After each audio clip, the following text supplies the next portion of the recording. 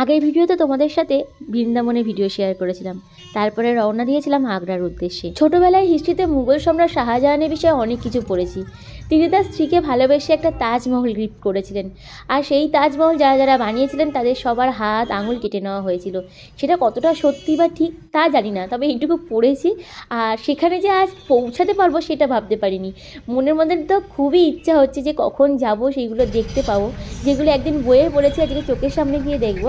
কিন্তু রাস্তার এই ট্রাফিক আর এত বিরক্ত লাগছিল, ইচ্ছা হচ্ছিল না যাওয়ার। আর 2 মিনিট যদি গাড়িটা চলে 15 মিনিটের জন্য আবার দাঁড়িয়ে পড়তে হচ্ছে। हेलमेट का जरूरत नहीं, देखो सीट बेल्ट का भी जरूरत नहीं।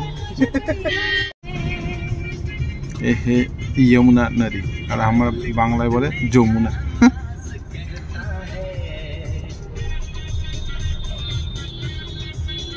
आगरा फोर्ट हाँ এটা ট্রেন থেকে দেখা যায়।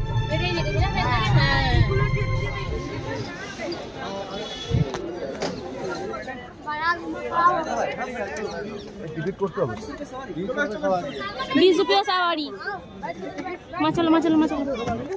অনেক ধৈর্যের পরীক্ষা দিয়ে শেষমেশ এসেছি। গাড়িটা আমরা ঠিক ওই পিছন সাইডেই পার্ক করেছি। এবারে এই ই রিক্সাগুলোতে করে আমরা তাজমহল অবধি পৌঁছাবো। হেঁটেও যাওয়া যায়, কিন্তু আমাদের আর এনার্জি নেই, আসার আগেই সব এনার্জি শেষ হয়ে গেছে। 1 2 3 4 5।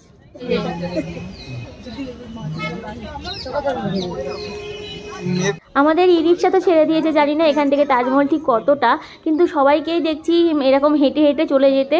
আর এরা মনে হয় বৃন্দাবন থেকে ঘুরে এখানে এসেছে, তাই সব খালি পায়ে রয়েছে। হ্যাঁ, বৃন্দাবনে গিয়ে একটা জিনিস লক্ষ্য করেছি, ওখানে কিন্তু সবাই খালি পায়েই গেছে, কেউ জুতো পরে যায়নি। বৃন্দাবনের কথা বললেই একটু কেমন হচ্ছে যেন মনে হচ্ছে আরেকটু থাকলে ভালো হতো, 2-4 দিন থাকলে ভালো হতো। এরপরে কোথাও ঘুরতে যাওয়ার হলে সেটা হচ্ছে বৃন্দাবনই হবে। যাই হোক, চলো এখন তাহলে শাহজাহান আর মুমতাজের ভালোবাসাটা দেখে আসি নিজের চোখে, আর তোমাদেরকেও দেখিয়ে নিয়ে আসি। ই রিক্সায় পার পার্সন 20 টাকা করে নিচ্ছে। তাজমহলের এন্ট্রির জন্য আমরা পার পার্সন 200 টাকা করে টিকিট কেটেছি, 50 টাকারও টিকিট রয়েছে। আমরা মিউজিয়ামটা ঘুরে দেখতে চাই। এন্ট্রি গেটে তো এসে গেছি, কিন্তু এন্ট্রি নিতে অনেকটা সময় চলে যায়। এমনিতে তো খুব ভিড় হয়েছিল, যেহেতু সেদিন পূর্ণিমা ছিল। পূর্ণিমার দিন তাজমহল দেখতে খুব ভালো লাগে। তারপরে এখানে সিস্টেমেরও অনেক কিছু প্রবলেম রয়েছে। যাই হোক, যেহেতু এত ট্যুরিস্ট আসে তাই সিস্টেমটা একটু বেটার করাটা উচিত। শাহজাহানের 3টে স্ত্রী ছিলেন, তার মধ্যে আমরা যে গেট দিয়ে এন্ট্রি নিচ্ছি এই গেটটার নাম ফতেপুরি গেট। ওনার একটা স্ত্রীর নাম ছিলেন ফতেপুর বেগম। আজ থেকে 400 বছর আগে, মানে 1631 সাল থেকে তাজমহল বানানো শুরু হয়, আর সেটা 1653 সালে গিয়ে শেষ হয়। মানে 22 বছর সময় লেগেছিল এই তাজমহলটা বানাতে।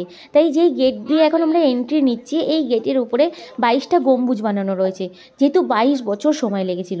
আর এই যে পাথরের কাজগুলো মনে হচ্ছে যেন আজই সবে বানানো হয়েছে, এত সুন্দর চকচক করছে। দেখে মনে হচ্ছিল না 400 বছরের পুরনো তাজমহল দেখতে এসেছি, মনে হচ্ছে যেন সবে সবে বানানো হয়েছে। কি গ্লেজ সেটা চোখে না দেখলে হয়তো বোঝানো যায় না, মানে বোঝাতে পারবো না। আমার এই ক্যামেরায় আমি বা কতটুকু ভিডিও বানাতে পারবো সেরকমভাবে হয়তো বোঝাতেও পারছি না।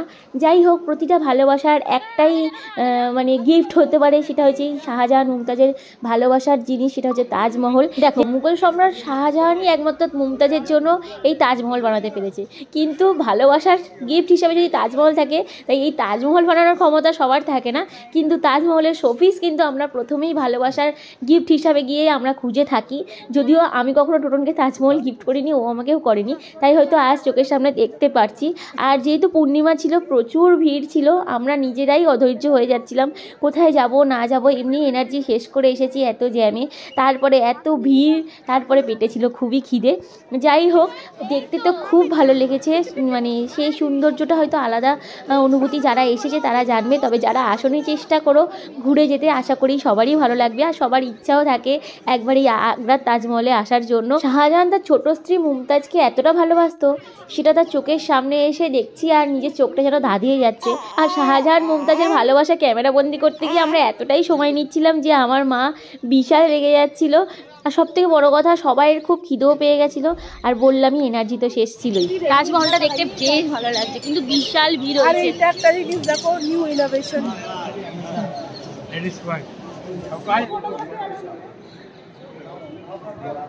বন্ধ করে বারণ করছে।